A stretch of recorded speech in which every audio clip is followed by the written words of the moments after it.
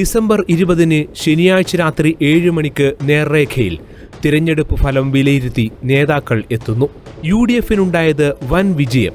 കോൺഗ്രസ് സംഘടനാ സംവിധാനം ശക്തം.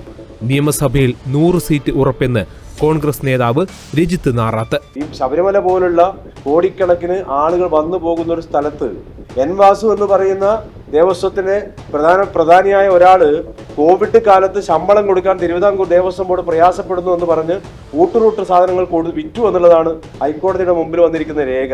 എത്രമാത്രം കൊള്ളയാണ് ഇവിടെ നടന്നിരിക്കുന്നത്? ഈ കൊള്ള ചർച്ച ചെയ്യണ്ടേ? 2019 ശബരിമലയിലെ ഹൈന്ദവ വിശ്വാസികളുടെ വൈകാരികതയെ ചോദ്യം ചെയ്യാൻ വേണ്ടി ആദ്യം നിലപാട് സ്വീകരിച്ചത് അവിടുത്തെ വിശ്വാസത്തിനെതിരെ, അവിടെ ആചാരങ്ങൾക്കെതിരെ ആചാര ലംഘനങ്ങൾ നടത്താൻ ആരാ നേതൃത്വം കൊടുത്തത്?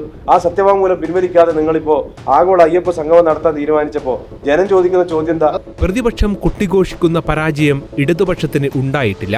3ാം തവണയും LDF അധികാരത്തിൽ വരുമെന്ന് CPM നേതാവ് M പ്രകാശൻ മാസ്റ്റർ. നരേന്ദ്രമോദിക്ക് സ്വന്തമായി ഒരു ഇടവില്ല. നരേന്ദ്രമോദി പൈസ ഉണ്ടാക്കുന്നതെല്ലാം കേരളവും ബംഗാളും തമിഴ്നാടും കർണാടകവും കൊടുക്കുന്ന പൈസയാണ്. നരേന്ദ്രമോദിക്ക് ഒരു പ്രത്യേക സ്ഥലമുണ്ടോ? ഞങ്ങളെല്ലാം പൈസ, ഞങ്ങൾക്ക് അവകാശപ്പെട്ട പണം കേന്ദ്രം കൂടി തരുന്നുണ്ട്. അത് പിടിച്ചു വെക്കുന്നു, തകർക്കുന്നു, അതാണ് പ്രശ്നം. ഞങ്ങൾക്ക് തരാത്ത വിഷയം. ഞങ്ങളിപ്പോൾ ഈ തെരഞ്ഞെടുപ്പിനെ സംബന്ധിച്ച് ഞങ്ങൾക്ക് ഒരു നിലക്കുമുള്ള ബേജാറില്ല. ഈ തെരഞ്ഞെടുപ്പിന്റെ ഫലം വെച്ചുകൊണ്ട് ഞങ്ങൾ പരിശോധിക്കേണ്ട ചില കാര്യങ്ങളുണ്ട്.